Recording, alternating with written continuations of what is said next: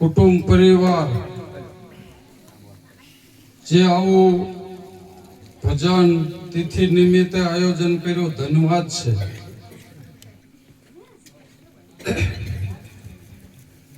કારણ કે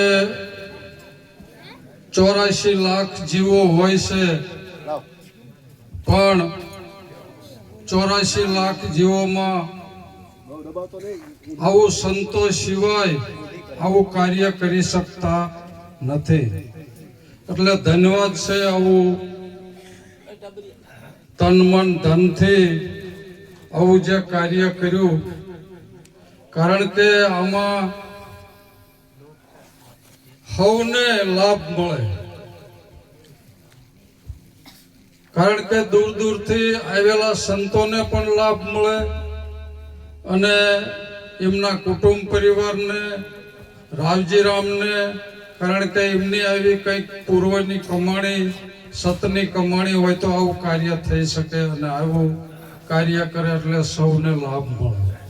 પણ દરેક સંતોએ ભજન સત્સંગની વાત કરી તો આપણે ખરેખર વાણી સાંભળી, સત્સંગ સાંભળ્યો, પણ ખરેખર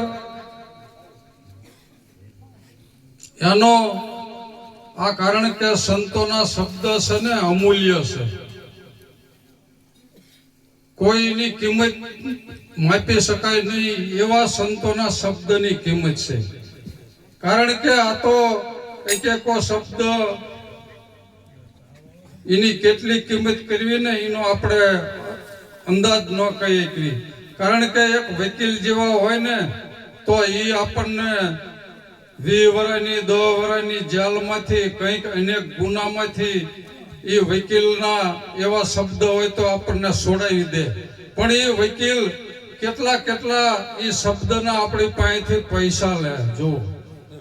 અને આ સંતો તો વગર મૂલ્યે મફતમાં આવા આપણને અમૂલ્ય શબ્દ આપી અને ભજન સત્સંગનો એવો લાભ આપી અને આપણું આ જે અવસર મળ્યો છે. કારણ કે 184 છોડાવવા માટે, પરમાત્માના પદને પામવા માટે ઠેઠ આપણને આ સંતો લઈ જાય, બીજા કોઈ લઈ જઈ શકે નહીં. વકીલ જેવા વકીલ હોય, તમે ગમે એટલા રૂપિયા આપો તો પણ ભગવાનના દર્શન ન કરાવે, માતાજીના દર્શન ન કરાવે, આત્માની ઓળખાણ ન કરાવે. એટલે આ સંતોની એવા શબ્દથી આપણને જે આપણે મનની કલ્પના હોય, મનનો ભાવ હોય, મનની ઈચ્છા હોય એ પૂરણ આપણને કરી દે કે ભાઈ મારે માતાજીના દર્શન કરવા છે, ભગવાનના દર્શન કરવા છે, આત્માને ઓળખવો છે. અને એથી વિશેષ તો હાવ ઢોકળું અને નજીક વિચાર લાવો તો પોતે પોતાને ઓળખવો ને એ કઈ જમતમ હેલી વાત નથી. પોતે પોતાને ઓળખવો એ પોતે ઓળખી તો જુઓ ચમ ઓળખાય છે. કારણ કે આપણેથી ઓળખાતો નથી. આપણને જમ ઓલા આપણા હાથ બે વાંહે રાખી અને જો રાંઢવેથી બાંધી દે તો આપણે છૂટી શકવી નહીં. એમ આપણે હાથે આપણે ઓળખી શકવી નહીં. અને કઈ કાર્ય આત્માની ઓળખાણ, પરમાત્માની ઓળખાણ કે માતાજીની એ કઈ આપણા જાતે કરી શકતા નથી. કારણ કે આપણને આ જગતનું બંધારણ એવું છે કે આપણા વાંહે હાથ બાંધ્યા છે એટલે છૂટી શકવી એવું નથી. આ જોગબંધનની જેલ એવી છે કે છૂટવાનો ઉધમ કરે તેમ તેમ જીવ બંધાય, આપ બળે છૂટે નહીં. બળ ગમે એટલું કરો ને, આપણી પાસે નાણું ગમે એટલું હશે, બળુકા ગમે એટલા હશું, પણ કઈ મેળ પડે એવું નથી. એ તો આ જ્ઞાની પુરુષ, સંતો, આચાર્ય પુરુષ, આવા મહાન પુરુષની આગળ આપણે જાવી ને તો આ બધી વાતોનો પ્રશ્નનો હાલ થઈ જાય. નહીતર મેળ પડે એવું નથી.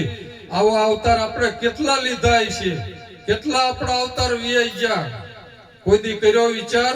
પણ હવે આ એક અવસર એવો આ જન્મ મળ્યો છે, તો આની અંદર આપણે આવા જ્ઞાની પુરુષ આગળ જાવી તો આપણે આત્માની ઓળખાણ કરી શકવી, ભગવાનની ઓળખાણ કરી શકવી, માતાજીની ઓળખાણ કરી શકવી અને પોતે પોતાની ઓળખાણ કરી શકવી. નકા આ દુનિયાની અંદર ધરતીના આ છેડેથી ઓલા છેડે જઈશો ને, પણ આ વસ્તુ એકય ઓળખાય એવી નથી અને એકયને પામી શકાય એવું નથી. અને ગમે એટલા જપ તપ તીરથ વ્રત કરો ને તોય મેળ પડે એવું નથી.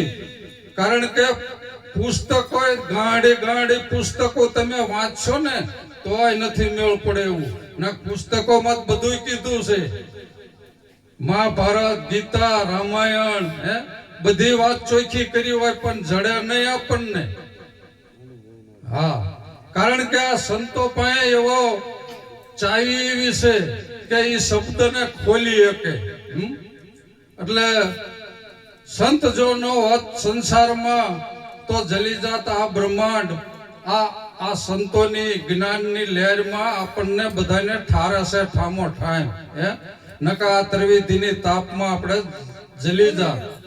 એટલે ખરેખર આત્માની ઓળખાણ કરી લેવી, પરમાત્માને પદની ઓળખાણ કરી, પરમાત્માની ઓળખાણ કરી લેવી, પોતે પોતાની ઓળખાણ કરી લેવી અને માતાજીના દર્શન કરી લેવા.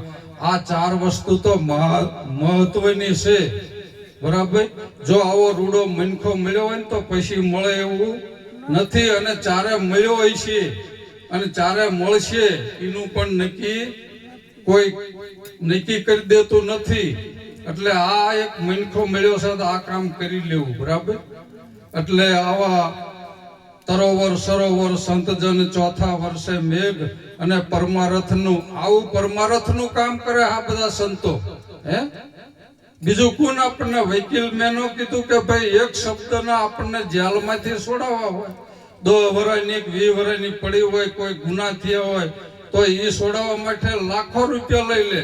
1 લાખ 2 લાખ 5 લાખ 10 લાખ એવા લઈ લે. પણ આ તો એક જેલ જુગ બંધનની છોડાવવાની. તો આ સંતો એવું મફત અને પરમારથનું એવું કામ કરે છે. તો આપણે તન મન ધનથી દોડી અને સંતોના સાનિધ્યમાં અને આવા જ્ઞાની પુરુષમાં પાસે જઈ અને આ કાર્ય આપણે કરી લેવાની જરૂર છે. નહીતર પુસ્તકમાં વાણીમાં ઘણું કહેશે પણ આપણને કંઈ ખબર પડે નહીં. કારણ કે આપણે અવળા હાથે બંધાણેલા છીએ જુગબંધનની જેલમાં. એટલે જુગબંધનની જેલ કે તોડવી મુશ્કેલ. મોટા મથેલા ઘણા ઊંધા માથે તપ કરે અને અહીંથી આ ઘર બહાર છોડીને વિયા જાય જંગલમાં તોય પતો લાગે એવું નથી. તો આપણને આવી વસ્તુ જો આ સંતો પાસેથી મળી જતી હોય તો જંગલમાં તપ કરવા ન જવું પડે, ઘર બહાર છોડવા ન પડે, ઊંધા માથે તપ ન કરવું પડે. અને જેવું આ સંતો પાસેથી એવું મળી જાય. અને આગળ ઉપરના ઇતિહાસ તપાસો. રામ કૃષ્ણ રામાપીર બધાને આવા મહાન પુરુષ મળ્યા હતા અને બધાને ગુરુ ધારણ કરવા પડ્યા હતા. એટલે આ વસ્તુ મળી હતી. જુઓ કૃષ્ણને રામને રામાપીરને એના તમે જીવન ચરિત્ર વાંચો કે કૃષ્ણને દુર્વાસા મુનિ હતા તો 2 જણા રાધાન કૃષ્ણના ગુરુને ઘરે લાવવા માટે તો રથમાં બેને જૂતવું પડ્યું હતું. ઘોડાય ન જોડ્યા, બળદય ન જોડ્યા અને રાધાને કૃષ્ણને બેને જૂતવું પડ્યું હતું ગુરુને લાવવા માટે. જો આ ગુરુની કેટલી મહત્વ છે.